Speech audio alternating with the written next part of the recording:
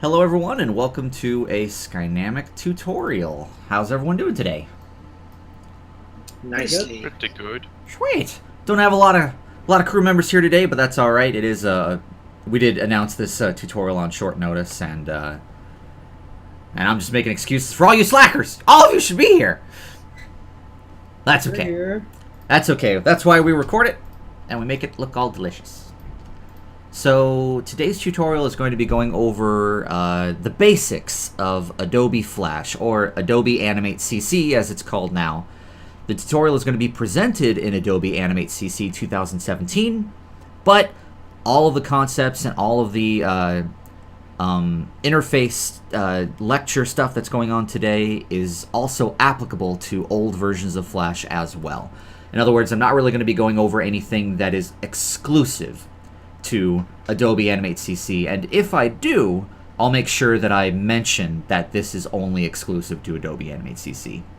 For example, a lot of you guys who have Adobe Flash CS6 and below will be confused by this dark gray interface, because Adobe Flash CS6 and below actually has this sort of light gray bordering on white sort of interface. Otherwise though, what are we going to be going over today? Mainly we're going to be going over why you should be learning Flash if you haven't taken the time to learn it already. Then we're going to jump into the core of the lecture by learning about the interface, by learning what documents are, what stages are, and what layouts are for Adobe Flash. We'll then go into the four most important windows: the Properties window, the Color window, the Align window, and the Transform window.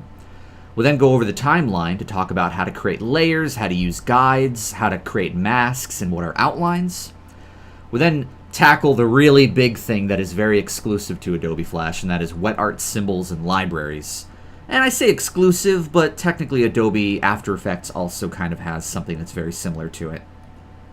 Then finally we'll end the lecture by going over all the Flash tools on the side of the screen. And that's the way the cookie crumbles.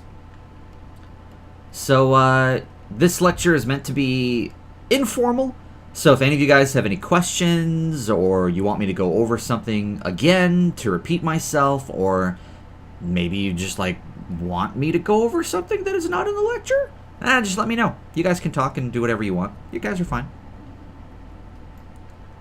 Got it. Because there's a fairly good chance that I might re-record this lecture anyways, because a lot of the artwork is old TrueTale artwork.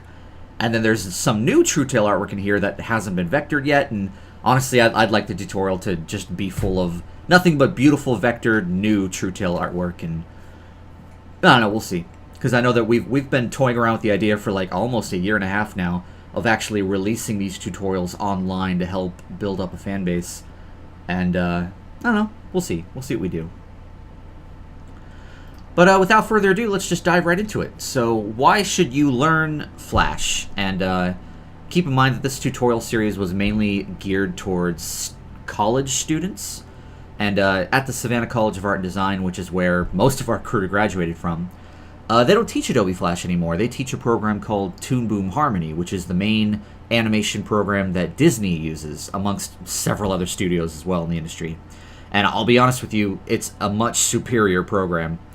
So if you've already learned Toon Boom Harmony, or you have access to Toon Boom Harmony, then why bother learning Flash? What's the point?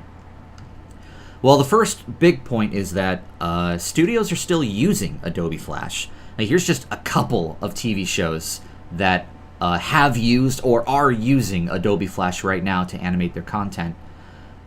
It's still used, not only in television animation, but it's also heavily used in commercial and marketing and advertising. A lot of the advertisements you see online that are built into web pages, that's all animated using Adobe Flash. A lot of the commercial animation that you see done for eHarmony and things like that, all that stuff is done using Adobe Flash as well. You'd be surprised how many resumes you'll send out to animation studios who will send you back a test, and that test is an Adobe Flash animation test. And if you haven't learned Flash, you're going to be in a really sore spot where suddenly you have to learn it all really quick. And if you're learning the program while you're animating the test, you're not going to get hired. So my advice is if you have access to both programs, Learn Toon Boom Harmony, absolutely. It's a fantastic program, but you should also be learning things in Flash as well. Another reason to use it is that it's very cheap to purchase. You can find an old copy of Adobe Flash CS6 and down for about $437.95 the last time I checked, or you could find it for free. All for free. You could find it for free pretty easily. However, if you don't want to do the whole free thing, you could pay that amount for it, and that's just the last time I checked. It goes down and down every time I check. You can also get a copy of Adobe Animate CC for $20 a month if you just want Flash, or $180 a year. Or if you want the entire Adobe Creative Cloud, it's $50 a month. Although, last time I checked, it was only $30 a month, so it actually went down by $20. Which is not that bad. I'm pretty sure that we spend, like, I spend more money on that on McDonald's, like, a week than I do on this. So, like, there's no reason not to do it. And having the entire Adobe Creative Cloud is pretty damn awesome, too, because, well, I mean, just for our studio alone, we use Adobe After Effects, Adobe Animate CC, we use Adobe Photoshop, we use the Adobe Media Encoder, and we use Adobe Premiere. Like, that's 5 programs from the Adobe Creative Cloud that we use on almost a daily basis here at our studio. Toon Boom Harmony, on the other hand, which, once again, is the best program, is ridiculously expensive. If you want a standalone license where you just have it for yourself, it's around $2,000. Or you can pay $73 a month, or you can pay $876 per year for a membership. And that price has not come down. I check that price every time I teach this lecture, and every single time I check it, it's the exact same. So it doesn't look like it's getting cheap anytime soon. It's expensive for a reason. It is a damn good program. It's just ridiculously expensive for people like us who, you know, maybe are not financially in the best of situations right now. So obviously, that's one really great reason to learn Flash, is that it's just cheap. Another really great thing is that Adobe Flash, or Adobe, has rebranded Flash for animators. About a year and a half, it's like 2 years ago, they rebranded the program, and they're now calling it Adobe Animate CC. So we're always going to be saying Flash just because we're old school. We're just used to calling it Flash, but technically it's actually not Flash anymore. It's Animate. They added a lot of vector art brushes from Illustrator. They added a rotatable canvas, which is really nice, which I can just do right now. Hang on. Control Shift Space. Shift Space. There we go. Whee! Which is pretty sweet. They improved the brush and the pencil tool to make it so much nicer. So all of you guys that are using Adobe Flash CS6, you guys are going to be astonished at all the stuff I'm about to show you that Adobe Animate can do as far as the brush and pencil tool are concerned. Audio syncing is a lot nicer in Adobe Animate. It has faster color changing because you can put hex codes on colors, and all you have to do to recolor something is just type in the hex code and bam, it recolors everything. It's kind of like the Find and Replace tool, just using the color window. It's got colored onion skinning, which is really nice. You don't have to use blue and green anymore. It's got 4K video export, which is great. All the GIFs that we've been creating over the past month and a half have been video exported from Adobe Flash. It's awesome. Like, the video exporting in this is fantastic. It was not that way back with CS6. Video exporting from that sucked. It's got a camera tool now for actually creating camera movements really easy. Like, if you want to have a panning, a parallaxing pan where you've got different elements of the background moving at different speeds, you don't have to animate all of them at different speeds anymore. You can just grab the camera tool, move the camera, and it will automatically animate all of it for you, which is very nice. And of course, they took the frame picker. It was an old extension, which was called... Damn, Anthony, what was that extension called? That allowed you to pick, like, select a symbol, and then there was a thing over here that you could click on that would show all the frames inside of that symbol. Do you remember? I don't remember. Damn, what was it called? Hang on, we have it in our extensions. Public assets, Flash extensions. Keyframe Caddy. Yeah, the Keyframe Caddy extension has actually been built into the program. It's called the Frame Picker, and it's awesome. So we'll be going over that, trust me, when we go over animation. These are just some of the small things that have been added. They've added so many more things since I created this particular page of this tutorial. It's amazing, and they're constantly adding more. It's really becoming a really nice animation program, and I'm looking forward to seeing what they do with it in the future. I have a question real quick. Yeah, go for it, Eric. I have Flash CS6. I have access to Animate, so I was gonna swap it out. Do I need to uninstall Flash to install Animate? Or... No, not at all. Like, you'll notice that I have Adobe Flash CS6 installed and open right now. You can just swap back and forth between them. Okay. They don't interrupt each other or anything? Yeah. No, I would definitely recommend having both if you can, because Adobe Flash CS6 will allow you to save out Flash files in, like, as low as CS5. That way, like, for example, we have a particular crew member who only has CS5. He wouldn't be able to work with us if I didn't have CS6 installed on my computer. Oh, okay. Okay, that's good to know then. Yeah. But alrighty, another reason you want to learn Flash is that it's really easy to learn. It really is. Like, there's 8 tutorials to this whole learning Flash tutorial sequence of videos that I have planned for you guys. And I promise you, by the end of the 8th video, if you've watched all 8 of them, you will be just as good at Flash as I am. Like, it's not a hard program to learn. There are literally thousands of other tutorials online because the program has been around since like 1993, back when Macromedia still had it. So it's very easy to find tutorials online. It's also very similar to other Adobe products. So if you've ever used Photoshop or Illustrator or After Effects, jumping into Flash is going to be it's going to feel familiar. It's going to feel comfortable because a lot of the tools have the same sort of icons. The way that they lay things out is very similar to other programs of Adobe. It's just kind of nice to jump into it. Not only that, but it's also very compatible with other Adobe programs, which we'll talk about a little bit later. It has a very friendly user interface. One thing I really like about this particular animation program is that the user interface is very simple. There's not a lot to it. Like they did a really good job sort of condensing all of the information you need to know as an animator and an artist and putting all of that information in just a couple of key windows, which we'll talk about later on in this lecture. So it's very nice. It's not like Maya, which has like 50,000 different windows to it that all do different things, or Toon Boom Harmony, which also has like 50,000 different windows that all do different things. Flash is very simple, and that simplicity can be deceiving. You might think, oh, it's so simple you can't do anything with it, but it's exactly the opposite. It's like a skilled craftsman with just a hammer can build a house. And that's pretty much the metaphor for Flash. This is just a simple hammer, but it can do so many amazing things. You can also master it within a year. I promise you guys, like, when I first started learning Flash, I knew nothing about the program. After about 6 months of just using it every day, I mastered it. Like, it's that easy to master this program. And then finally, another reason to learn Flash is that it empowers collaboration. Because the program is so cheap, it makes it very accessible. As I'm sure you've already noticed here with just our studio.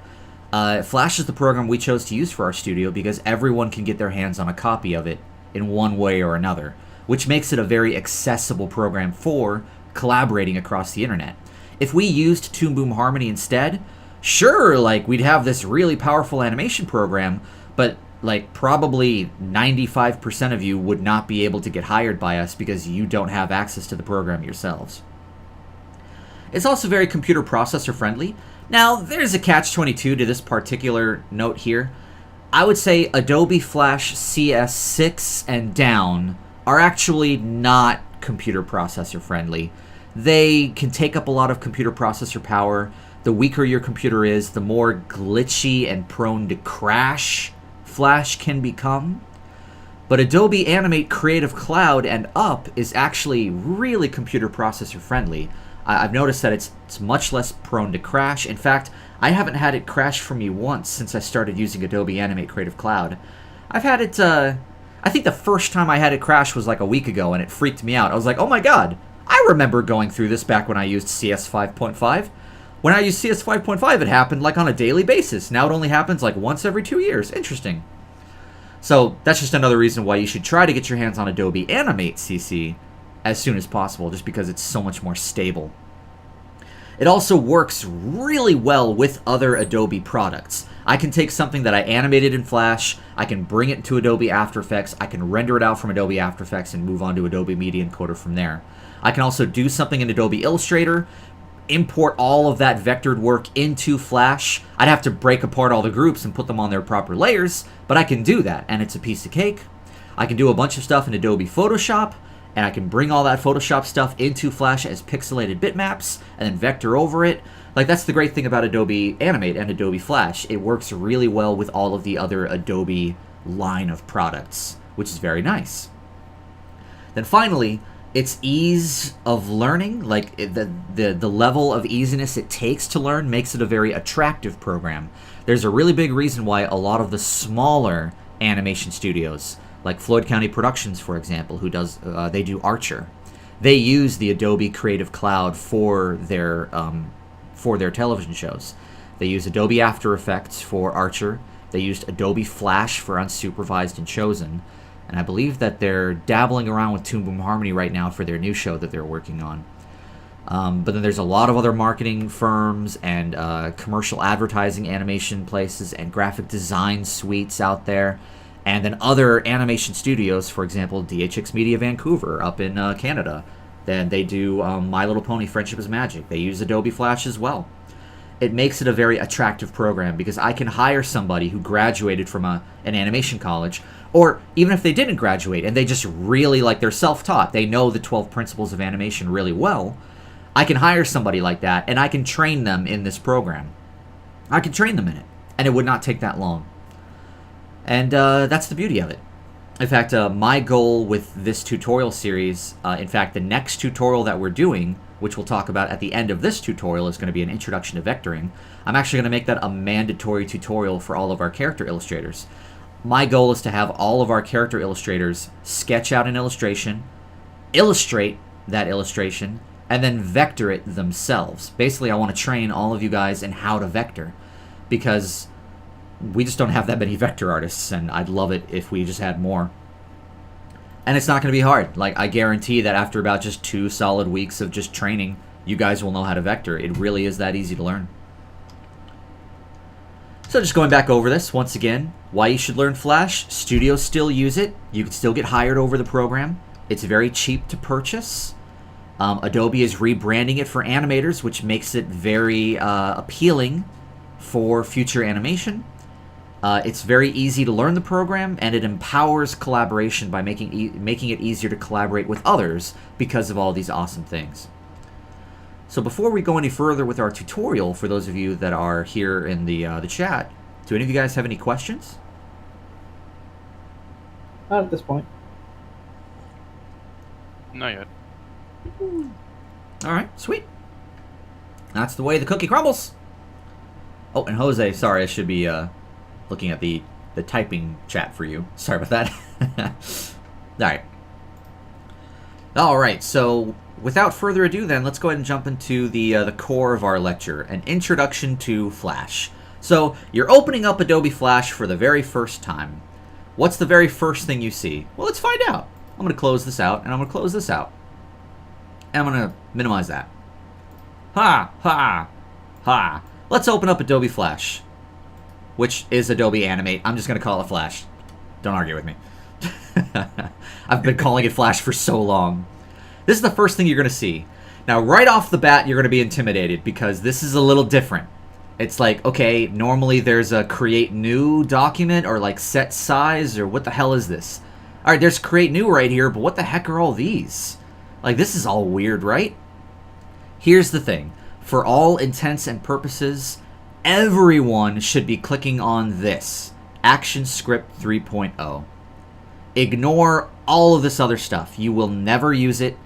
Or if you do use it, the only time you'd ever use it if you are creating a website in Adobe Flash, which is when you'd want to go with HTML5 Canvas.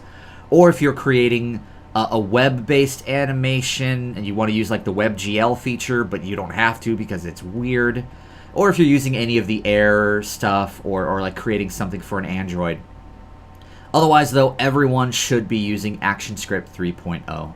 So we click on that, and it automatically opens up a stage that is defaulted to 550 pixels by 400 pixels. All right. So so basically this is our stage. So now that we've got this open, I'm actually going to go back to our lecture real quick. Which, by the way, you all can find this lecture in our public assets folder. We have a tutorials folder, and this is class 1, welcome. And this is the Flash file that we use for it. There we go. So now we're back in here. So, the very first thing that you want to...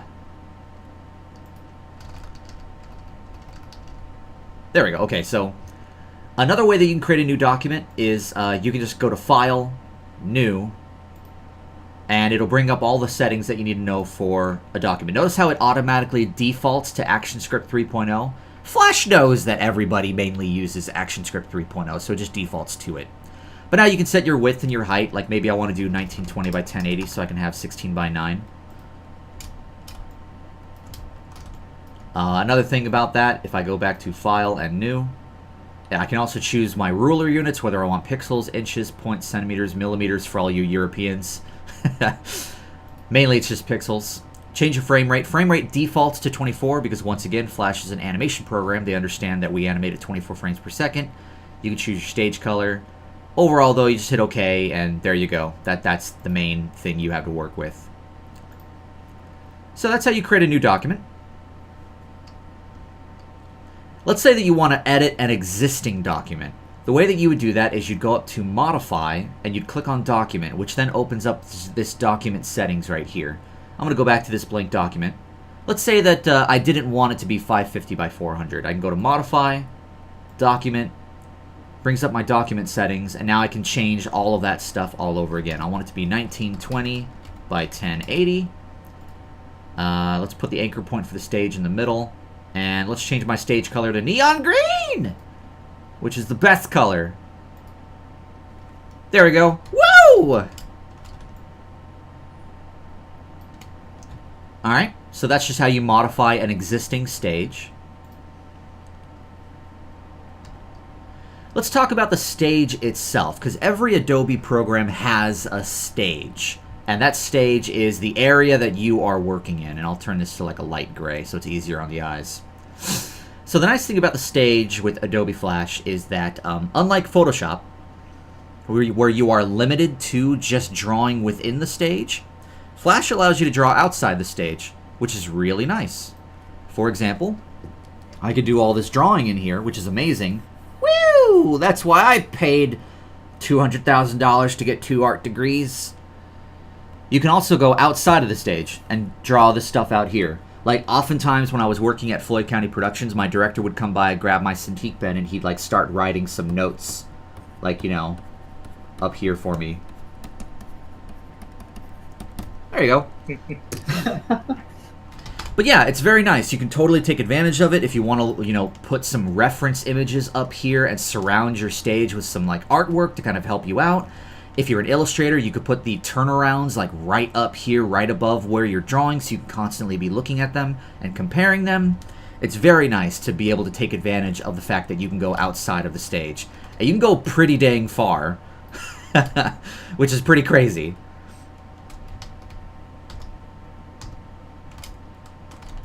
So that's basically your stage. So another thing you want to be careful with, though, is that when you are swiffing things out,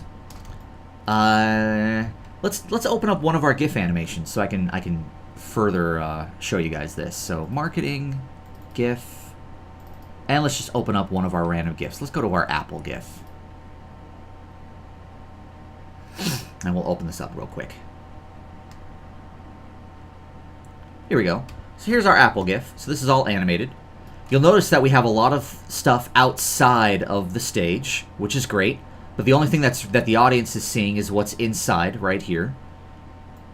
And then when we animate that camera pan, that's how we animated the camera pan for this. We just had it all in here, and all we're doing is we're just moving that left to right and blurring it.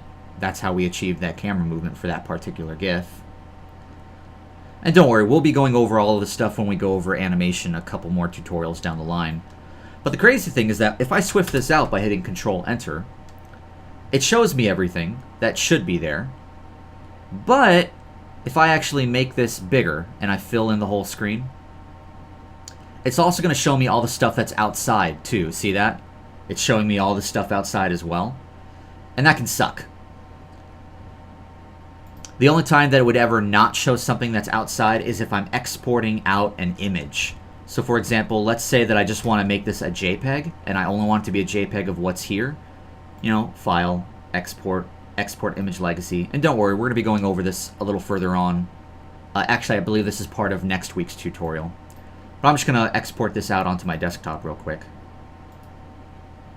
I'll make that 72 dpi. And let's go to my desktop. And there we go. I've got that JPEG right here. And because all the stuff was inside of the stage, it only exported out what was inside of the stage.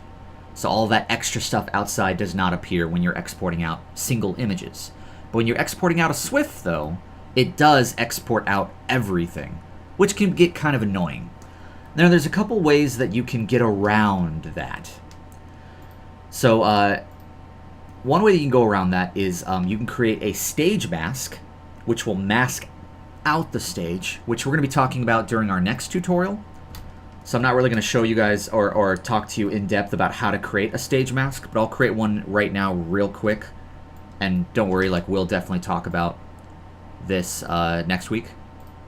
But just real quick, I will create one and show you exactly why they're useful. Bam, bam, bam. Copy. And basically do something like that. And I would just grab the color and fill that in. And now, I basically have a layer that is masking out all of that stuff. And now if I swift this out, that layer is part of the mask. So see how it's no longer showing all of this extra content that's outside of the frame? That's a great way of hiding that content. And we'll talk more about that next week when we go over our vectoring tutorial. Another really cool thing about Adobe Animate in particular, now this is very specific to Adobe Animate. The other Adobe Flash programs do not have this feature. But if you just want to hide everything because you just want to like focus on what your final product is going to look like, all the way up here next to the percentage for the zoom, there's a button that says Clip Content Outside the Stage. You click on that, and it just clips everything, which is really nice. Now, when I swift it, all of that stuff will still swift with it. It's just nice to be able to turn it on and off while I'm working, which is really great.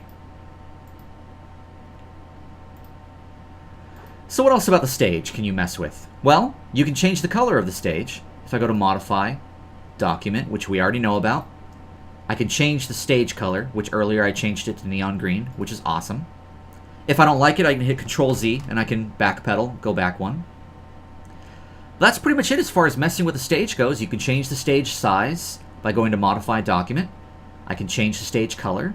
And that's pretty much it. That's all you really need to know with regards to stages.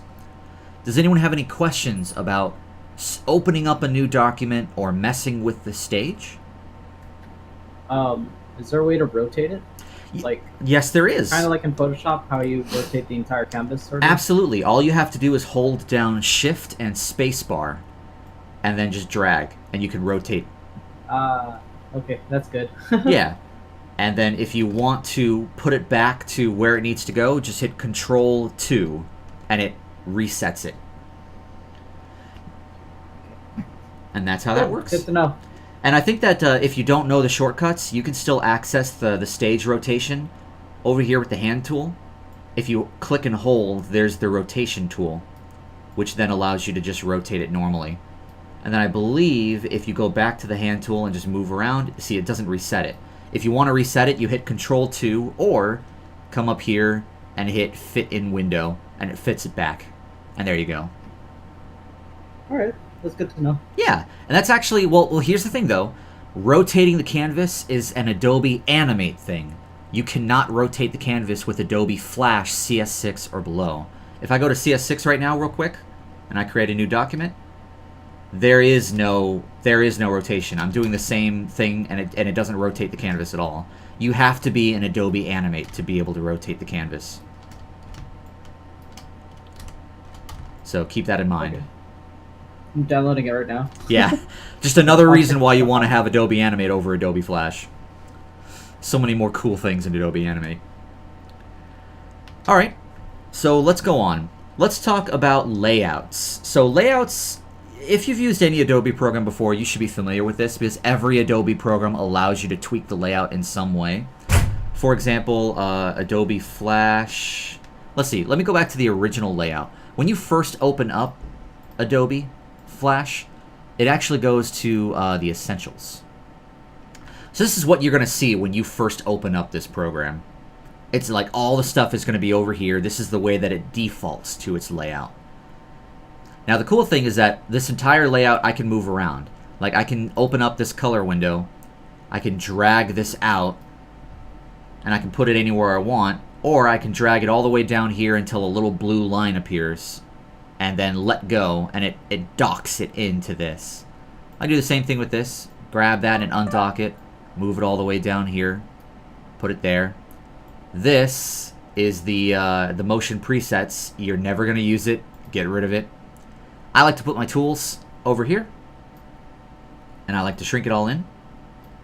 And then this is my main layout. This is what I normally do. In fact, if I go back to my Flamingo Rich layout, this is what it's going to look like. It looks exactly the same. Now that's the cool thing about the layouts, is that after you find a layout that you're very comfortable with, if you come all the way up here, you can click on this, which shows you all these different layouts they've already got built in. Essentials is the default, which I changed, so now it looks like this. Although I can hit Reset Essentials, and it'll put it back to its original layout. But you can also go to Animator, and this is what Adobe believes animators are supposed to be seeing. Whatever. They're trying to market their stupid CC libraries thing. There's the classic layout, which is from Adobe CS like 5.5 and below. You've got like the debug layout if you're using this for action scripting, because it's got the output down here for CSS coding. It's got the designer layout if you're doing like, I don't know, it doesn't really look any different. You can just like click on these and find the layout that you like. Once you find one that you like though, you can click on New Workspace. And then you can name a new workspace. We'll just call this Untitled Workspace, and we'll hit OK. And now, see how we're now inside of the Untitled Workspace layout? That means if I accidentally go back to Essentials, and I'm like, ah, crap, I want my layout back. Well, we saved it. I'll just go to the Untitled Workspace, and there I am. We're back here. But I don't want Untitled Workspace. I'm going to delete it. Delete. So basically, I've got my Flamingo Rich layout, which is this one here. Whenever I'm animating, this is the layout that I use for animation. But whenever I'm working on illustrations or things that don't need to be animated, I have a layouts where all it does is it just moves the timeline over here so that I can see all of the layers that are being created. And it gets rid of the timeline itself because it's not being animated. I don't need multiple frame numbers if I'm just creating a really good work of art. And that's the way that I do my layouts. But every single Adobe program has this feature. So this is not new to Adobe Animate or Adobe Flash. I just want to let you guys know that you can move those layouts around.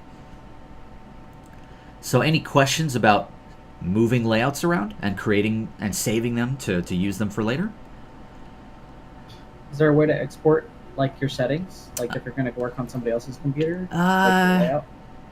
I don't think so. I remember that there used to be a feature where you could export your settings, and I don't remember how to do it. But it takes such a short amount of time to be able to tweak your layout that I don't think it's really worth it. Okay, I was just wondering. Yeah. I mean, I didn't think that like I would need to do that. I was just wondering, just like in case. I believe there is, and it's like edit preferences, and there's something about like exporting out from here that I can't quite remember how to do it. I'll look into it for you, and if I remember how to do it, I'll, yeah, I think you can sync your settings to your Adobe ID, and as long as you log in with your Adobe ID on another computer, it'll remember all of these settings for you. How about how to import extension? Oh, we're not there yet. We're not there yet. We'll get to that, don't worry. Not today, because extensions are a little bit more complicated. I like to put that into the puppet rigging tutorial, because you're mainly using those extensions for puppet rigging. We'll see. Remind me again at the end of this lecture, and I might go over extensions at the end of this lecture for you. Okay. But, yeah. Otherwise, let's go over the 4 main windows that you're going to be using constantly when you're using this program. So every Adobe program has a window option up here that has all the different windows that this program uses. Every program is different. They all have different windows. Adobe After Effects has like 50 of them. Photoshop has like 100 of them. Flash is simpler. There aren't that many for Flash. So the 4 windows that you should absolutely have no matter what docked over here are your Properties window, your Color window, your Align window, and your Transform window. And I like to put my Properties up here, my Color right here, and then my Align and Transform down here. So let's go over these 4 windows. Let's talk about the Properties window. So I'm going to drag this Property window out and put it over here just so that we can kind of see it. So the Properties window is the most important window of Flash, and it's also very unique to Flash. It's I think, correct me if I'm wrong, Anthony, but does Adobe After Effects have a Properties window similar to this? Not really. Yeah, not really. After Effects? Yeah. Not really. Yeah, not really. Like, there really isn't. You have an effects window. Yeah, the effects You window. have an effects window that controls what effects they have. Yeah, but that's just the effects. Like, it doesn't really have a Properties window like Flash does. Flash is unique in that regard. The really cool thing about the Properties window is that it will always show you the properties of whatever you have selected. For example, I have nothing selected right now, so it's showing me the properties of my document. And remember how if I wanted to change my document, I had to come up to Modify and click on Document? Well, I don't have to do that. As long as I have nothing selected, my Properties window automatically has all that stuff here. I can change the size, I can change the stage color, I can change my frames per second. All that stuff is all right here for me, which is great. We got a text box over here. If I click this text, see how the Properties window changed? Now it's showing me the properties of this text. I can change the font, I can change the style, I can change the size and the color, I can change the paragraph kerning. I can do a lot of really cool stuff with this. I can give it filters. All of this is handled through the Properties window. This is a symbol.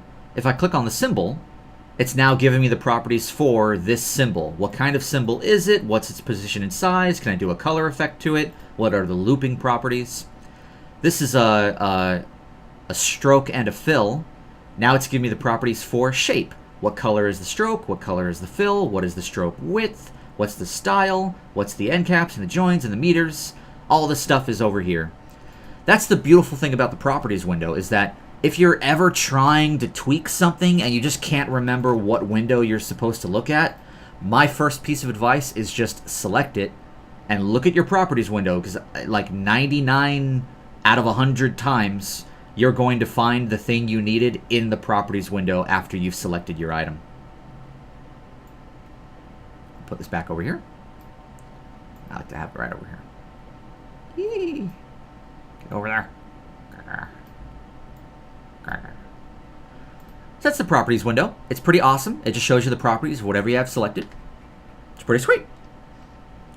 The Color window. So the Color window is right here. Every Adobe program has a color window. This one's going to feel a little different to you if you've never used Adobe Illustrator before, because Flash is a vector program. And we have an entire lecture dedicated to just vectoring, so don't worry about that. But if you just want to color stuff, you know, grab my paint bucket tool, which is right here.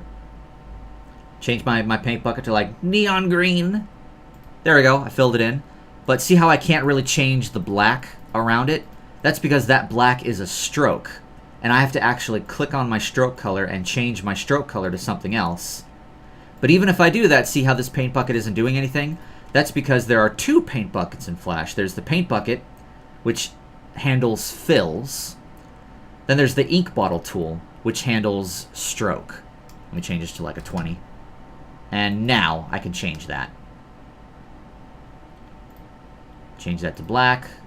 Bam. Change this back to white. Grab my paint bucket. White. Some other things you want to keep note of is that if you want to mess around with alpha or opacity, that's all handled here in the color window. It's this A right here at the very bottom. If I lower that to like a 25%, now this is going to fill this in with a 25% alpha. I can do the exact same thing to stroke as well. Stroke, change that alpha to like 50%. Grab my ink bottle tool. There we go. Now that's got an alpha to it as well. That's how alpha is handled as far as this program is concerned. Gradients are handled with this little drop-down menu where it says solid color. This allows me to choose a linear gradient, like that. Or I can do a radial gradient, like that. Now I can still mess with the gradient by dragging these things around and adding in more colors and double-clicking it to choose neon green. And there you go. If I want to mess with the actual gradient itself, that's actually handled with a completely separate tool called the Gradient Transform tool. You're going to find that, where is that hiding? Here it is. So it's actually right here. Underneath the free transform tool, if you click and hold, there's the Gradient Transform tool, which is F on your keyboard. Just click anywhere where there is a gradient, and it gives you the actual gradient abilities to like sort of mess with this and rotate it and do some crazy stuff with it to get it to look exactly like what you want it to look like. Same thing with a linear gradient as well. Just a different way of going about it. And then I can still mess with that by like moving this around. Drag that out. Maybe move this down to here to tighten that up. There you go. And if I don't like it, go back to solid color and just fill it back in again. And it's gone.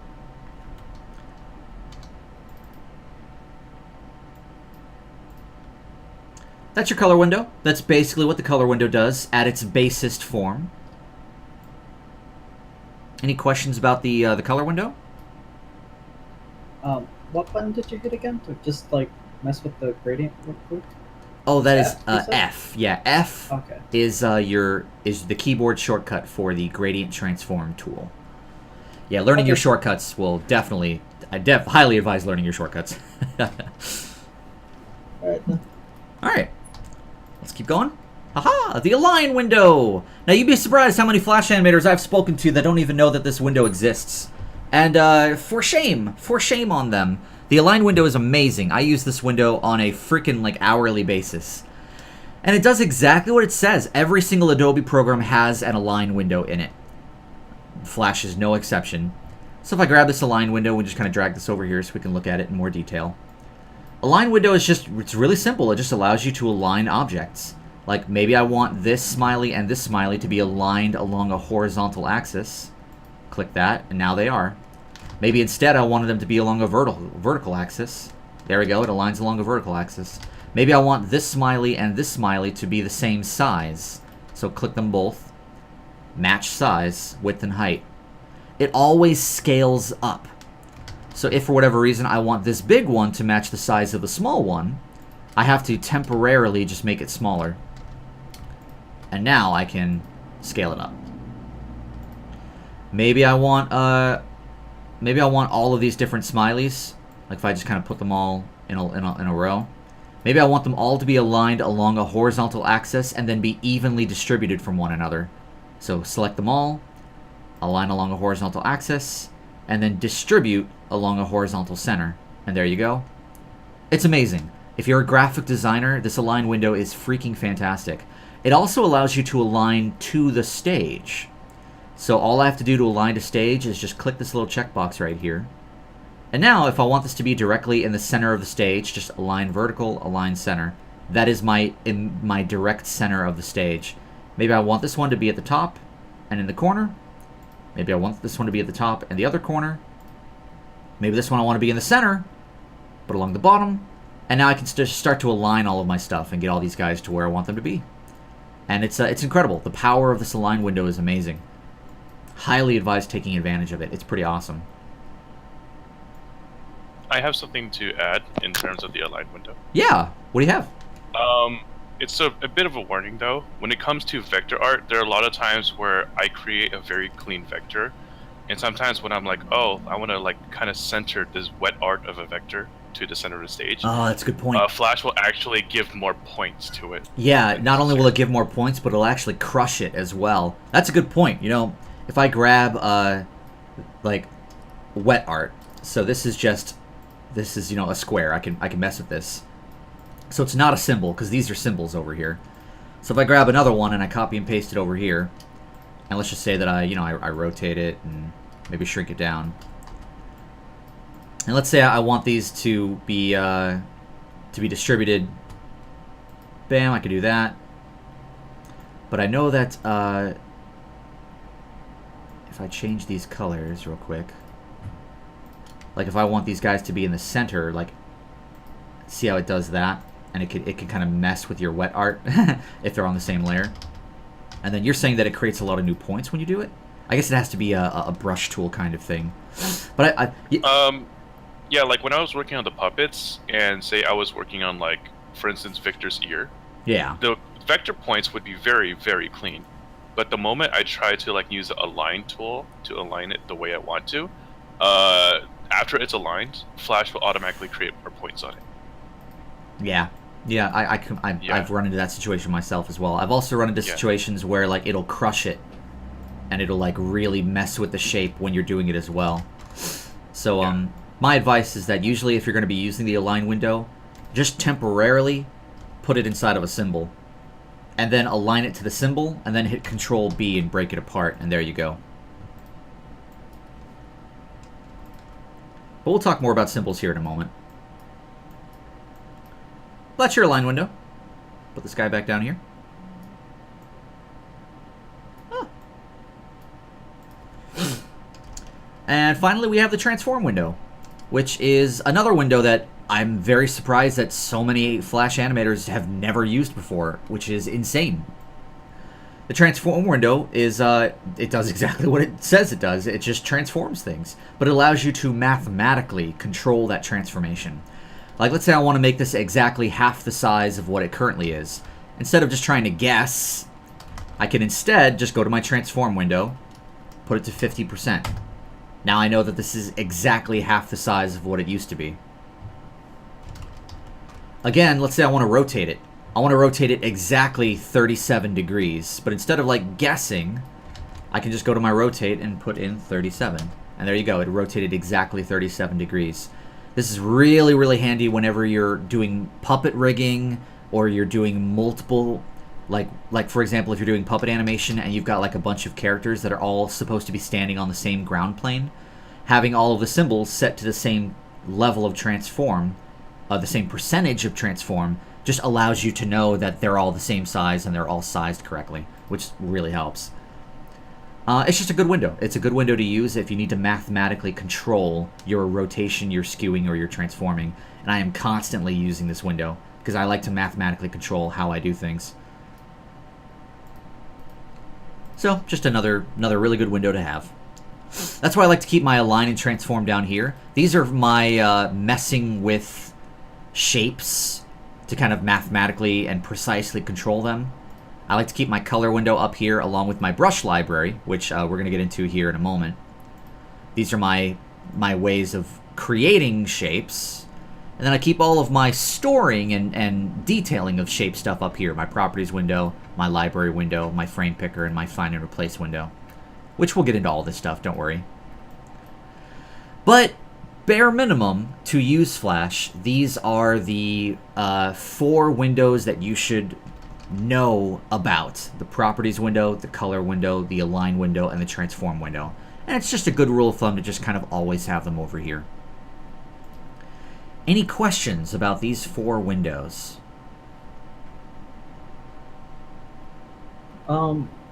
You're saying that you're able to mathematically, like, adjust certain shapes, and you brought up the example of lining up characters. What if you had one character that was already sized separately from the others? Is there a way to look up the information that what is 100% to this character? Oh yeah, totally. Here, I'll show you. If we have We go to our characters folder and we go to our puppets folder, and let's open up the Dolly puppet because I have all the puppets inside of this file. Yeah, I just want to know There we if are. it would show you the information that, like, oh, this one's been adjusted to 25 or something. Yeah, so That's- see how she's set to 100%, right? Caleb is set to 100%. Victor is set to 40%, because I haven't done that resizing for him yet. Melody is set to 70.4%, so like these two guys have to be tweaked to get to 100% as well. So let's just use Caleb and Dolly. Let's say that I'm setting up my document for animation, and I have Dolly like up here, right? Because, you know, she's like all the way up here in the camera. And I know that like Caleb needs to be the same size as her because he's going to be standing on the same ground plane. Now your first like inclination is to, oh, okay, I'm just going to size him to like how he should be. There we go, right? But you see how he's set to 315.4? And she is set to 331.9. If I want him to be perfectly the same as her, like they're both standing next to each other, he should also be set to 331.9. There. That's his actual size compared to her. See that? That's where that window comes in really handy for setting up animation. Okay. How do you change their numbers so that they, like, that is the default 100 for them? Oh, you have to use an extension called the it's in CS6. It doesn't work in Animate. It's called the yeah, so many more extensions in CS6. What is it? The zero transform as is. And what it does is it basically takes a symbol that is not set to 100%, and it resizes all of the wet art inside of the symbol, like over a half-hour period, to put everything at 100%. And we'll talk a bit about that when we go over extensions. I'm probably going to have a whole separate tutorial just for going over all the awesome extensions that are in Flash. Okay. That's good to know. Yeah. Like, because I'll have to do that for Victor here. Like, this should be set to 100%, and it's not. I just have to run it through that extension to put everything at 100%. That way, everybody is at 100%, which makes it very easy for setting up documents later on.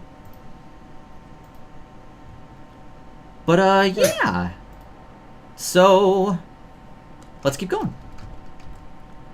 So, we now know a bit about how to create a document. We know about this area over here, which are these important windows. Let's talk about this area down here. Now, we're not going to talk about the timeline, because that's more about animation. So creating new frames, deleting frames, adding frames.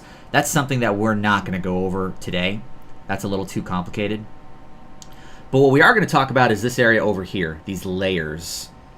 So how do we create layers? What are guides? What are masks? What are outlines? Let's take a look. So I'm going to jump inside of this symbol right here so that I'm in a whole new timeline. So I've got a fresh timeline to work with. And if you're confused about what the hell I just did, don't worry. We'll talk about symbols here in a moment.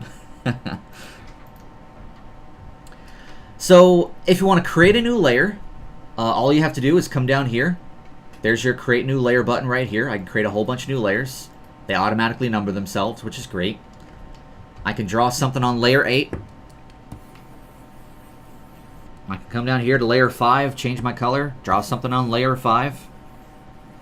Layer 5 is not messing with layer 8. I can still grab layer 8, move that stuff around.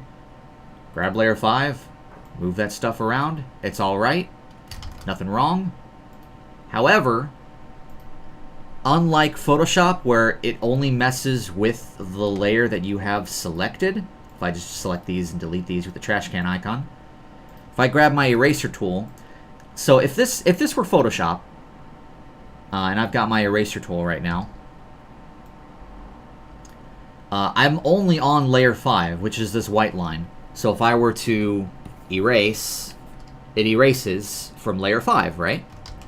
Now in Photoshop, if I did something like this, it's only going to erase what's on layer 5 because I'm only selecting layer 5. However, Flash doesn't do that. Flash affects all of the layers all at once, regardless of what you have selected. So that is something that you want to be aware of, and a lot of Flash animators will be, a lot of newcomers to Flash will be put off by that. The way that you avoid messing with other layers accidentally is lock them. Keep them locked. If for whatever reason I want to do erasing for layer 5, just make sure that you unlock layer 5. And now I can actually do erasing and erase some stuff, and it only messes with layer 5. So, general rule of thumb for Flash is if you are going to be doing erasing and messing with artwork, keep your layers locked for the layers that you're not messing with. Would making the layer invisible do the same thing, or No. it would Oh, still well, erase actually, it no, if it's a it's good point. Like, if I do turn the layer off, yeah. No, yeah, like, here, like, that's where all that stuff was, right? It doesn't mess with it, though. Like, I can turn that back on, and it'll come back nice and clean. So you can also just turn the layer off. Turn the layer off also works. I thought that was what you were gonna say, actually. Nope. Okay, that's good. Yeah, so it's pretty sweet. That's pretty much layers in a nutshell. Like, you can create layers, you can take away layers, as long as you are aware of the fact that you can mess with other layers accidentally. Otherwise, everything works the same as any other Adobe program as far as creating layers goes. Let's talk about let's talk about guides. So guides allow you to put artwork. Like, let's say that I'm going to be drawing a work of art. I want to draw a Caleb. Yeah, look how amazingly on model my Caleb is. He's so happy. Ha! It's Caleb! Yeah! And I'm like, oh my god, I probably need to bring in some reference artwork for Caleb because I'm sucking right now. So I'll double-click layer 8 and I'll call this Caleb. Sucks. And I'll create a new layer, layer 5, and I'll call this ref for reference, and I'll put this up here. And what I'll do is maybe I'll go to our turnarounds folder, and I'll grab a turnaround of Caleb in a 3/4 view. And maybe what I'll do is I'll open this up. Kind of zoom in a little bit, grab my snipping tool. Just kind of get his head. Come in here and then paste. And there you go. So I've got this like little Caleb thing over here. And I've got him on the ref layer. Problem is, though, is that when I jump back out of this symbol, his stupid reference image is still showing. So if I jump back inside, let's say that I don't want his reference image to show. All I have to do is the layer that he is on, right-click the layer, and set that layer to guide. And you'll notice that the little icon has changed from a little page to a T-square. Now if I jump back out of the layer, it disappears. And if I go back inside, it appears again. Basically, it's a way of controlling what is appearing and what is not appearing outside of your symbols. So usually I put all of my reference and all of my notes that I'm taking on layers that are set to guide. That way, that artwork is not going to accidentally appear in the final product later on. That's what guides are used for. Masks. We all know what masks are. Masks are just your ability to hide or show certain parts of an artwork. To control what is showing a little bit more specifically. Guides allow you to control the entirety of a layer. Let's say I want to be more specific than that. To create a mask, just create a new layer above the object that you want masked. Like, I like Caleb Sucks. Maybe I only want his hand to be showing, though. So, right here, I'll just call this layer mask. And using my rectangle tool, I like to set my masks to, like, red at a 25% alpha. Kind of like that. With no stroke. I'm going to create the area that I want to show, which is this little area right here. Once I've created that layer and it is above the layer that I'm masking, I'll right-click this mask layer and click on Mask. And see how it automatically masked out my layer and put the layer underneath it into it? Now it's only showing that area that I had masked out. And if I unlock the layers, I can edit it. I can move this mask maybe over here. Lock it again, and it's masking that out. Unlock it. Maybe I'll make it wider. Mask again, and it's masking that out. And that's how masks work in Adobe Flash. It's just always on the layer above it, And as long as it's unlocked, it'll seem like nothing's happening. You have to lock the layers to see what the final thing looks like. Even if I leave them unlocked, when I jump out of the symbol, it does make it the way it needs to be.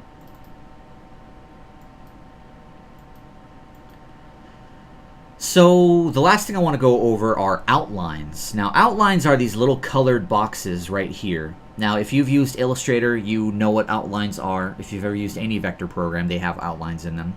And this is just a way to where you can check this off and it'll actually turn off all of the fills and just let you see the outline of everything that is happening. Here's the outline for my mask. Here's the outline of Caleb. There's the outline of that reference image.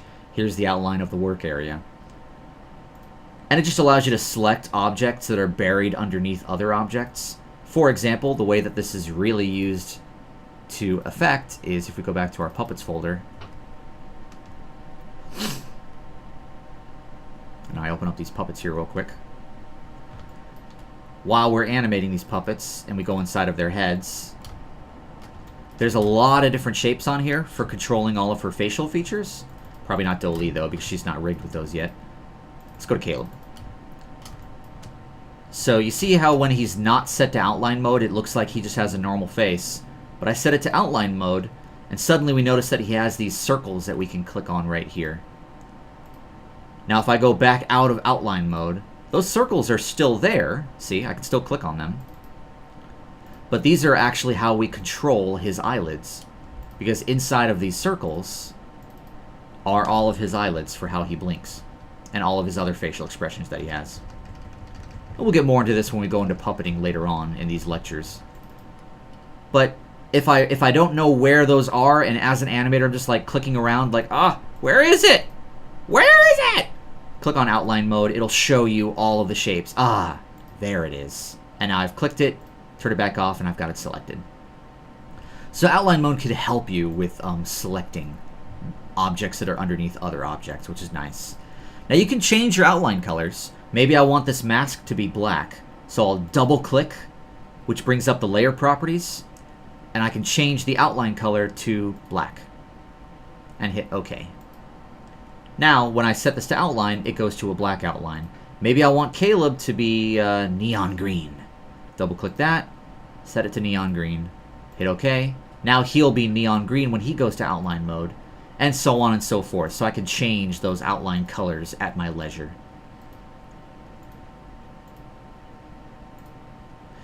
So we talked about creating layers. We talked about some of the pitfalls of using layers in this program and what you need to be aware of. We talked about guides and what they're used for. We talked about masks and outlines. Do you guys have any questions about what this little area over here is used for?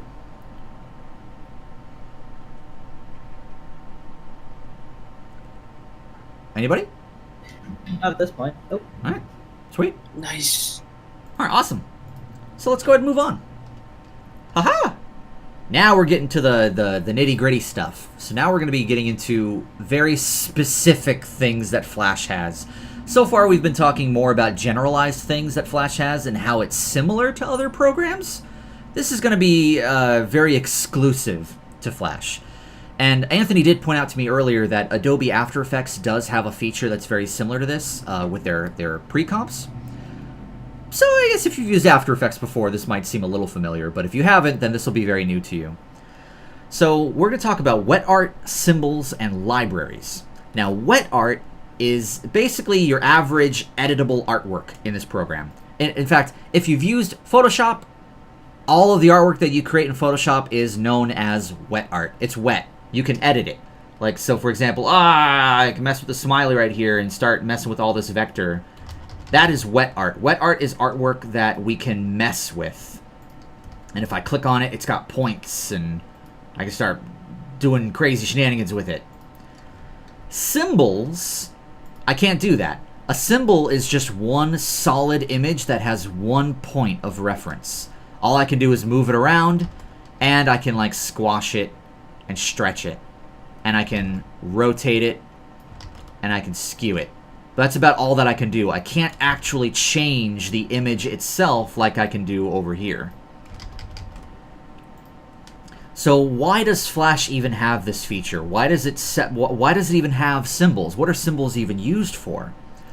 So symbols are just like in a non-animation definition, symbols just allow you to store your artwork inside of the library. Now the library is a window that we haven't gone over yet. The library, if I close all these other windows down by double-clicking them, the library is all of the symbols that you have created are stored inside of this library. And I've put a lot of symbols inside of here.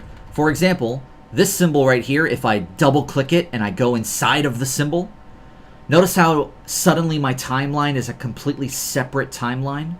If I double-click anywhere else, I can go back out. In fact, if I go to View, Preview mode, and I set this to anti-alias text, which is what Flash normally defaults to, if I double-click, see how it fades everything else out? This is just a visual way of knowing that you have entered into a symbol. Double-click back out, and I'm back out of it. Double-click back in, double-click back out. You see how right now I'm inside of Scene 1? If I double-click in, now I'm inside of Smiley. So that means that if I come down into my library and I find my Smiley symbol, which is here, there it is. That's my symbol. If I double-click back out, I can actually drag this smiley from the library. I've got it stored, which is very nice. If I accidentally delete that, it's not gone forever. Because I symbolized it, it's still in my library. And I can just drag it right back out, which makes everything nice and easy. So that's the first thing you'd want to know about symbols. Symbols allow you to store artwork as clip art inside of the library. Another reason why symbols can be really cool is that it allows you to have an entirely different timeline stored inside of a symbol.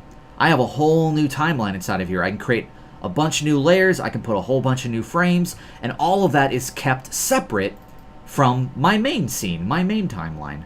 So I can have timelines within timelines, within timelines, within timelines, which really helps us out with animation, which we're not going to really get into today, but I will be showing you how that is useful later on when we actually go to animation later on down the line. So symbols are basically reusable images that are stored within the library that can then be manipulated separately from the rest of your document. So how do we create a symbol? To create a symbol, all you have to do is have some wet art. So here's some wet art. I can manipulate it. Once you have some wet art, select it, come up to Modify, and hit Convert to Symbol. And what it does is it brings up this Convert to Symbol window. Now, usually I like to set it to Graphic, registration point in the center, and I like to always give it a name that is applicable to what I'm doing. So for now, I'm just going to call this ZZ Smiley. And I'll hit OK. And now, in my library, if I go all the way to the bottom, there is a ZZ Smiley down here. See that? So I have created that symbol. Not only did it appear in the library, but the original thing that I'd created as well is now symbolized. And if I double-click to go inside of it, see how I'm now inside of the ZZ Smiley symbol, and I can mess with stuff. And, you know, if I edit something in here, see how it automatically edited in the library as well. Don't worry, we'll be going over why that's happening a little bit later. That's basically how you create a symbol. It's nice and easy. You just select some wet art, go to Modify, Convert to Symbol, and you create a symbol. Okay. So there are 3 different types of symbols. You'll notice that when I created that symbol, it gave me the option for a type: movie clip, button, and graphic. Let's talk a little bit about what these different types do. So let's talk about movie clip first, because that's the one that it usually defaults to when you're creating a symbol. So, haha. Oh, Jose, you asked a question there. Why can't you store wet art? You just can't. It has to be stored as a symbol. That's just the way the program works. You just can't do it.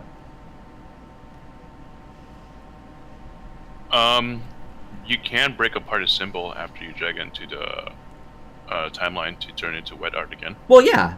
I mean, yeah, you can totally do that. But I mean, you still have to create a symbol in order to store it in the library. Like, let's say that I want the ZZ Smiley to just be wet art. I don't want it to be a symbol. Well, I created it as a symbol. After I've dragged it out here, I can go ahead and I can right-click it, and I can hit break apart. And it'll break apart back into wet art, which is fine. But it's still stored as a symbol, so I guess you can store wet art. That's a good point, Anthony. You just have to break apart the symbol afterwards. Mm-hmm. That's a good point. Good point. Alright, let's talk about movie clips. So if I click on this, you'll notice that my properties window has changed to show me the properties for a movie clip symbol.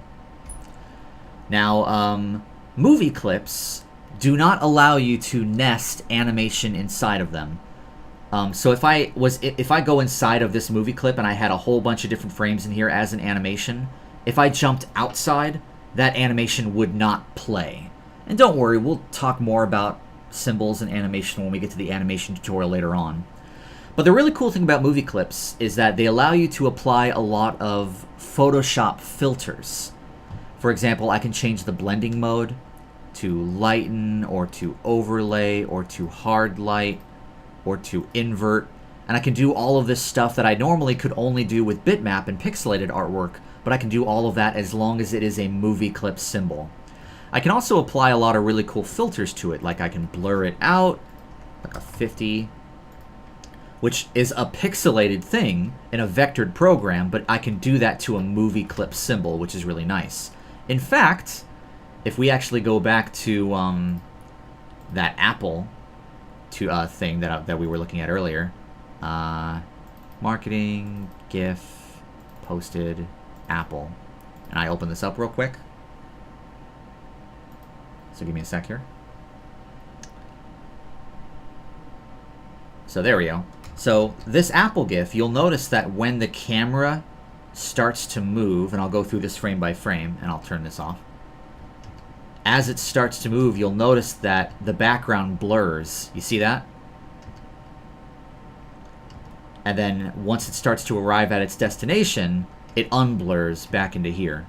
Now that was all handled right here in Flash with by taking these BG symbols. If I turn everything off except the BG, in fact it might be better to use the BG down here. The way that was handled is this background is a movie clip. You'll notice that it has a blur on it of 0, but then this keyframe right here has a blur of 50 pixels set to high. So because it's a movie clip, I was able to blur the background and then animate it actually going from non-blur to blur. And don't worry, we'll talk more about keyframes and tweens once again when we get to the animation lecture later on down the line. But I just want to show you an example of how you can use movie clips to create a lot of really cool Photoshop-y effects right here inside of Flash. Buttons. Buttons are something that you're never going to use. I'll still tell you what they do, but I'm just warning you right now that none of you are ever going to use them. They're mainly used for ActionScript 3.0 coding. They're used for websites, exactly. For example, if you've ever been to newgrounds.com and you go to click on a video and it has like a loading bar with a button that says play, that was originally created as a button. In fact, I might even have an example of that I could show you guys real quick. Give me a sec here. Because I did a little bit of this back when I was in college. So, personal work. This would be the Ballad of Mecha Pinkie Pie, and I'm pretty sure that these step-by-step videos that I created... Yeah, if we click on the Swift... Yeah, you see how there's a play button right here? And I click play, and then suddenly it starts to play. How that was handled, if I open up that Flash file real quick,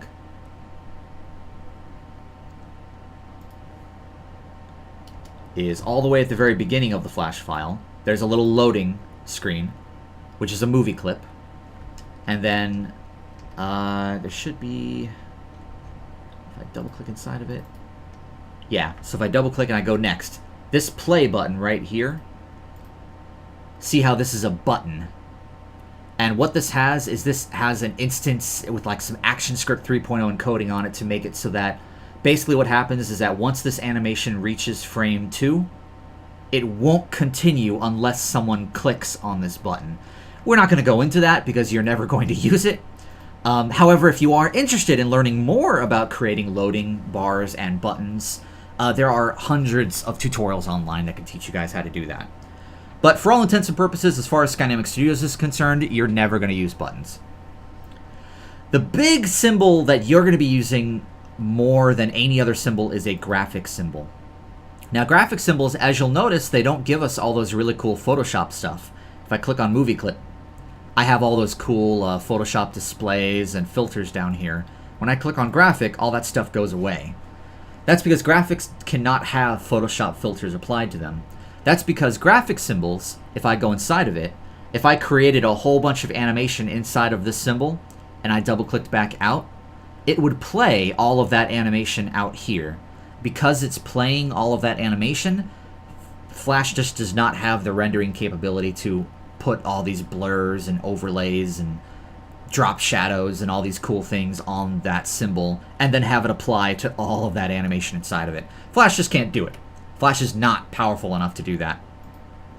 So that's the kind of thing where if you wanted to do that to an entire animation, you probably have to bring it to Adobe After Effects and do it from there. But for all intents and purposes, it can still do a couple of little things. Like I can change the brightness, which is nice.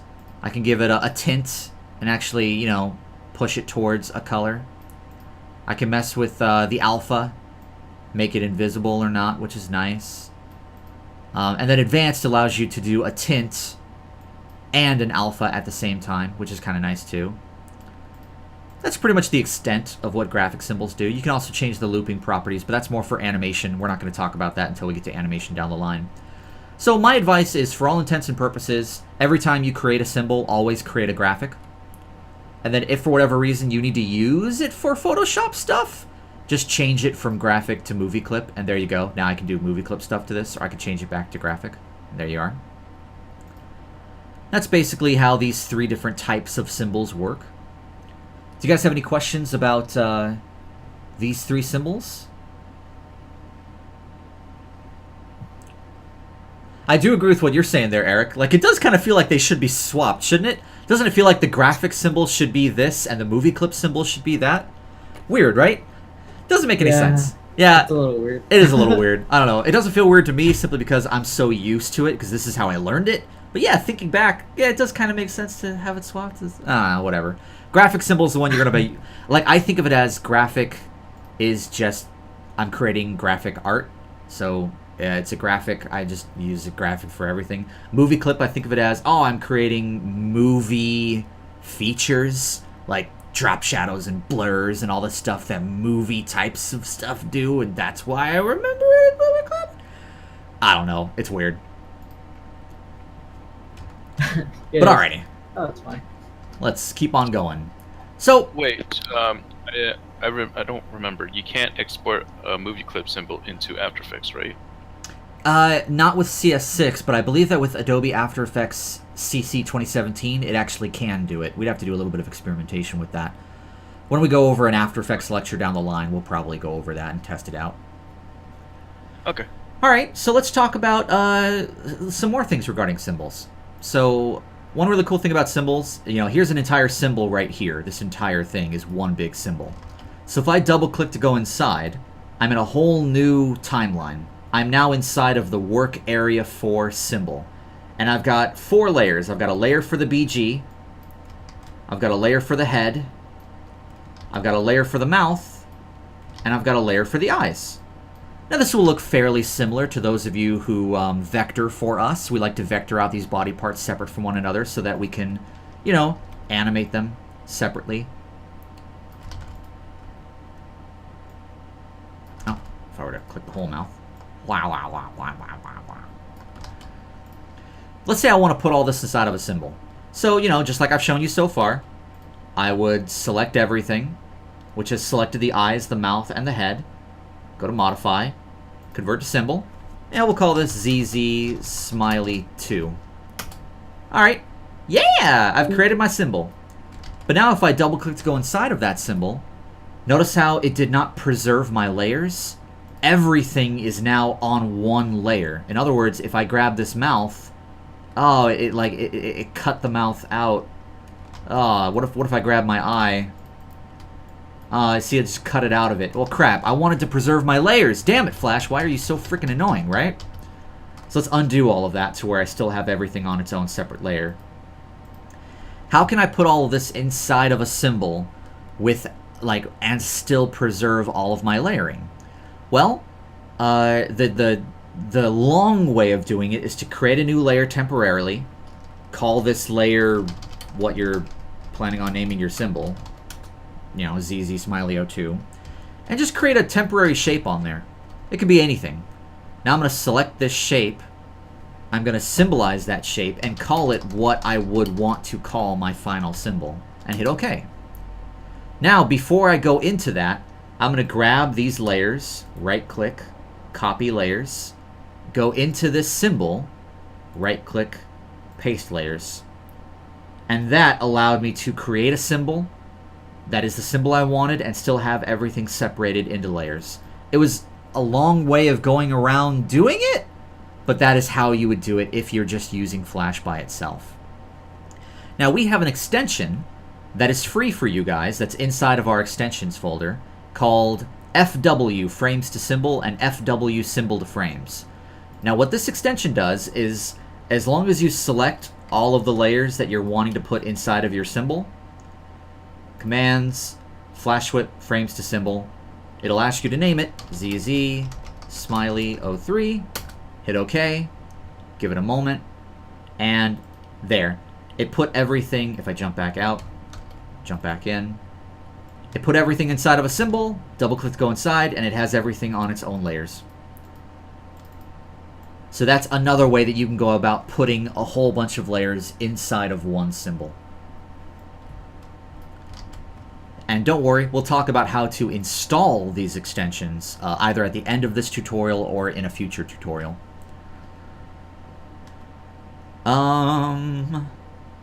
Yeah. So any questions about symbolizing multiple layers at once? I would hate to ask you to repeat that, but I was checking what Allison was saying. Oh. Well, that's your own fault for not paying attention? You can watch the recording later. I will. I'm sorry. Sorry, that's okay. You should probably be paying attention. I'm sorry. It's fine. You can continue though. Alright. So next up. Now the really cool thing is that because all of these symbols are placed inside of the library, you can access other documents libraries as well. For example, if I come over to Apple, and let's say that I want that smiley over here, well, I could come over here and I could copy this smiley and come over here and I could, you know, create an empty layer and paste it, and there you go. That's one way of doing it. But another way I can do it is in my library window, all the way up here, I can click on this and I can access the library of any other document that is currently open. And in here I can type in, you know, ZZ. There's my ZZ Smiley, drag it out, and I have it. Likewise, I can do the exact same thing over here. I can access that Apple library, and maybe I want this arrow over here. It's really cool. When I was working at Floyd County Productions, we actually had Flash files that had, like when you opened it, it had nothing in it, but all they had were just these gigantic libraries of all of these different props and puppets and assets. And we just always had that document open while we were animating in our other document so that we could grab all of these different things from the other document to drag in. Which is really nice. It makes it super easy. Just another advantage of having libraries.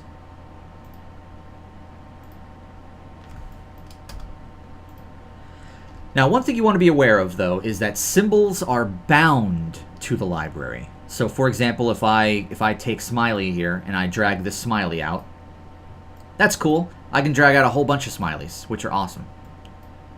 Have a whole plethora of smileys. But if I double click to go inside of this smiley and I start messing around with the wet art, you see how it's changing all of the other smileys as well? That's because this smiley is bound to the library. And because all of these smileys are the exact same one from the library, it's going to edit all of them all at once, which can get kind of annoying after a while. Now, if you want to avoid that, let's say I only wanted to edit this smiley. I want to change him to a different color. What I'd have to do is I would have to right-click and go to Duplicate Symbol. And then rename him to something else. Maybe I'll call him ZZ Smiley Neon Green. And I'll hit OK. And it looks like nothing happened, but here in my library, I've now got a new symbol called Smiley Neon Green. If I double-click to go inside, see how I'm inside of the Smiley Neon Green? If I double-click back out and double-click back into here, all of these are still ZZ Smiley. That means that if I go inside of here, I grab my Neon Green, and I fill this in, and I fill this in, it only changes this one. But all three of these are still bound to each other, so if I double click in here and change it, it'll still change the other three.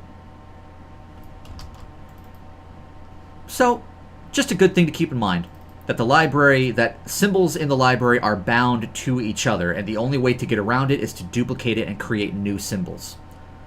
If it's a new symbol, it'll only affect that symbol. But if they're all the same symbol, they will all be affected simultaneously. Now, that can be annoying, but that can also be really good, too. Like, if you've got something like this Apple thing over here, where we've got two versions of the background. So I've got a background layer right here. But I've also got the exact same background layer up here. And the reason why I have two layers of the background is because nestled in between those backgrounds are all of these shadows. And the way that those shadows were created was by creating a background where the background is just the exact symbol of that background, but its alpha is set to a 50%.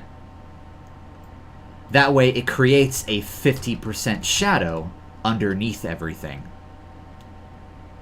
So because they're both the same symbol, if I edit one of these backgrounds, real quick here, it'll edit the other background as well.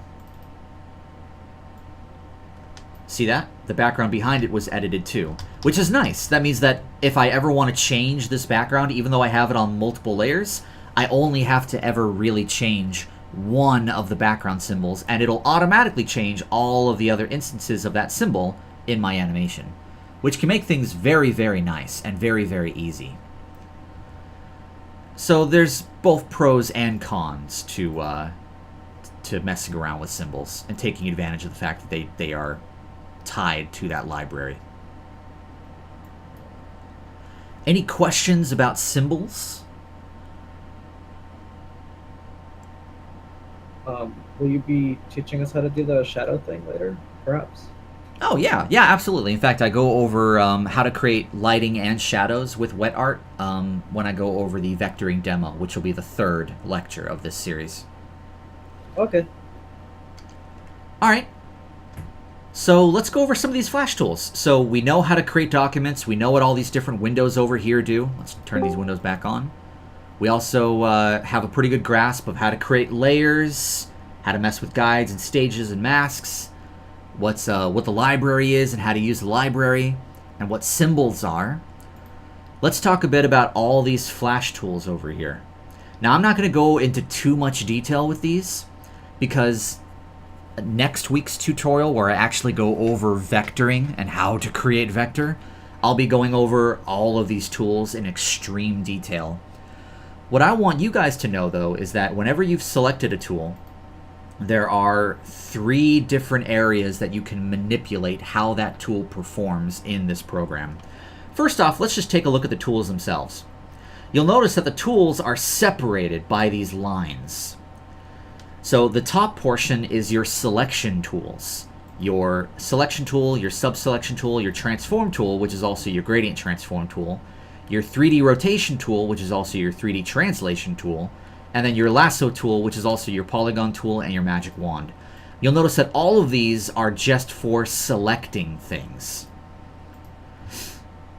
The next section down is for creating things. Your pen tool, your text tool, your line tool, your shape tools, your brush tools. So if you're creating vector, that's what those are for. Now, if you're manipulating existing vector, that's what the third area is for. The bone tool, the fill tool, the ink bottle tool, the eyedropper tool, the eraser tool, and the width tool. That's for manipulating already existing artwork. They don't create artwork themselves, they just mess around with already created artwork. And then you've got your camera tools, as far as the actual camera tool, the hand tool for moving around the stage, and the zoom tool for zooming in and out. So every single one of these tools, there are certain things that will happen whenever you've selected them. So these selection tools are pretty standard. If I create a rectangle with my rectangle tool and I use my selection tool, I can select that rectangle and I can move it around. I can just go close to one area. You see how that little curvy thing appears underneath my selection? If I do it from this side, it might be more apparent. There it goes, see that? As long as that little curve appears, I can then click and hold and I can drag and curve. I can also go up to a point, and now instead of it being a curve, it's a little right angle, and now I can move the actual point itself. I think your cursor is invisible to us. No, it's not invisible. It appears. You see how the arrow gets a little curve, a little curved line underneath it in the bottom right-hand corner? I don't see your cursor. I don't know. It's not there. Do you guys not see my cursor right now? Sometime yes, sometime no. So, like, I've got my cursor overneath this neon green thing right now. Can you guys not see my cursor? I cannot. Oh, that's see your that's cursor. not good. What the hell? Hang on. That's a problem. Damn, that might be a problem with the actual live stream settings. I did see it earlier. You saw it earlier? No. Yeah, it saw it sometime. Like yeah, just pop up. Isn't that Weird. Try Huh. hitting caps lock. I think that makes stuff disappear sometimes. Oh, really? I don't know. I noticed it messes around with Photoshop. I don't know if it does anything here. Weird. I don't know why. I it's see not it on the showing. top right there. Wait, you can see it now? No, well, it showed up for a little bit up on the top, but on flat, like the actual animate, it's not there. Weird. Well, huh. Then I guess I'll go over the specifics of vectoring at our next lecture, which is vectoring. But damn, it's kind of hard to show you how all these tools work without you guys being able to see the actual tool itself. can see Right in- there. Oh, so you see it when I'm over here? Yes. Yes. But when Try to I- move in the canvas. All right, but then when I go over here, it disappears. Yeah. Nope. Yep. Yeah. Yeah. Yeah, Weird. That's like gone. that doesn't make any frickin' sense. Huh. Okay. Well, I'll figure that out for the next tutorial, and we'll go over all these vectoring tools next tutorial. But I do want to let you guys know of a couple things. So first things first, notice how at the very bottom of this tools menu, there's this area right here. Now I want you to watch that area as I select other tools. See how it disappeared when I selected the subselection tool? 3D rotation actually gives a whole different set. Whole different set. You see how that area is actually changing depending upon what tool I have selected? Yes. So I want you guys to be aware of the fact that every single one of these tools has a different set of settings down here that appear whenever you're using it. Like the brush tool, for example, has all these crazy settings. Now I'm going to be going over what all of these settings are one by one next week when we go over the vectoring tutorial. But I just want you guys to be aware that there is an area down here that does change for each one of these tools. Likewise, turn your attention over here to the Properties window. Now look at the Properties window as I start selecting all these different tools. You'll notice that as I start to get into different tools, it's showing the properties for that tool. See that? So from over there, I can further manipulate how this tool is going to work in this program. So that's two areas, the area down here at the bottom of the tools menu, the tools window, and the properties window. That's two different areas that will change depending upon what tool you have selected. Then finally, The other way that tools will change the way they work is by actually holding down Alt or holding down Control as you create them. For example, just this selection tool.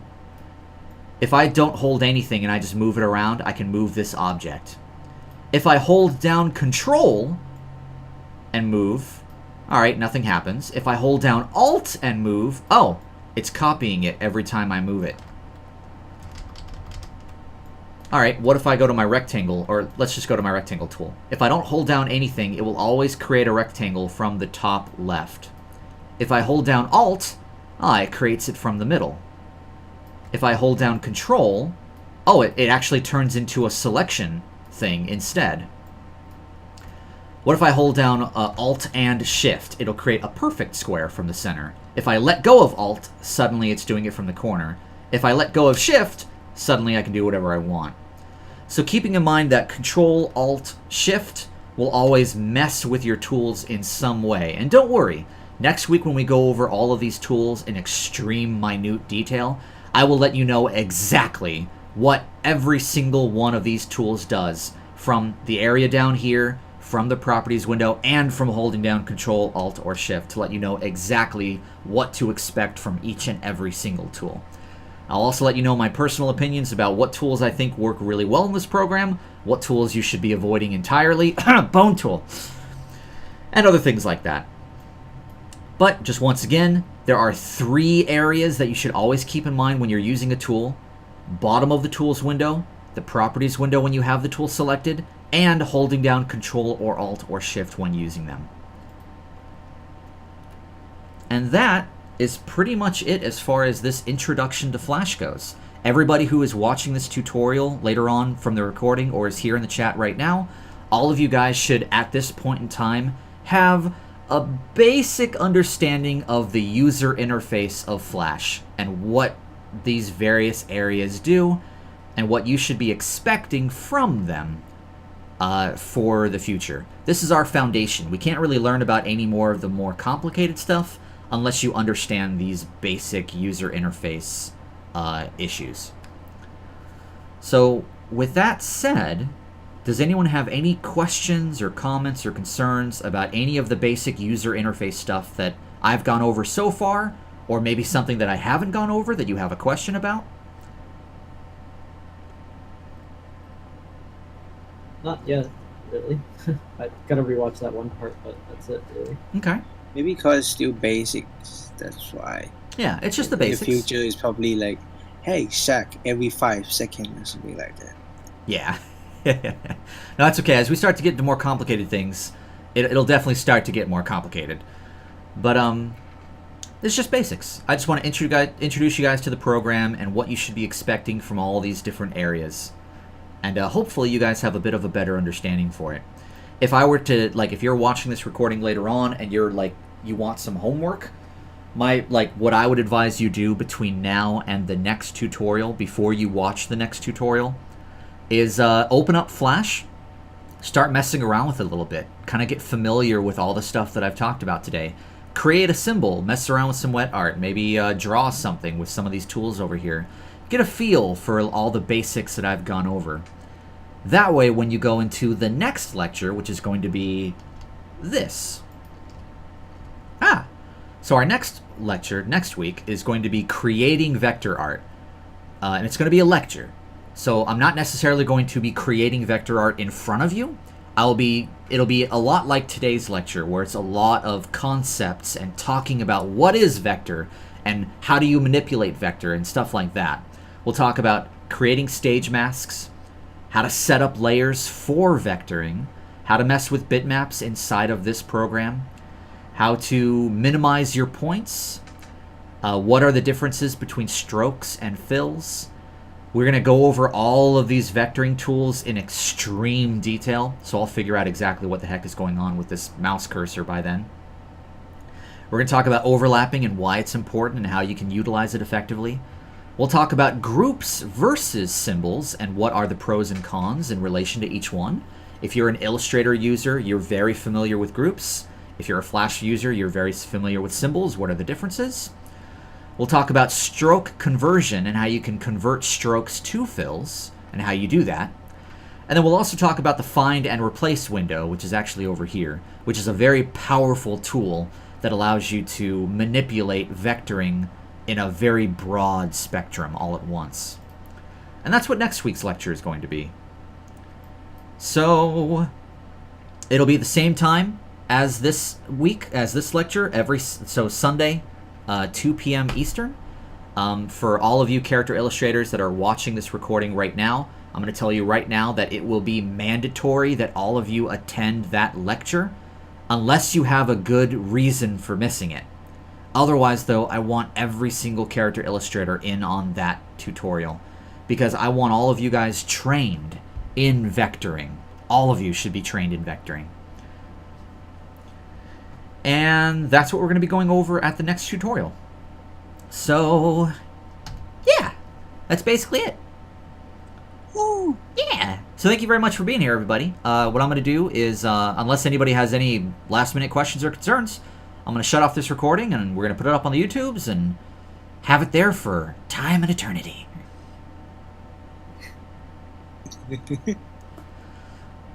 But all right, I'm gonna close down the recording. Thanks so No much. question yet.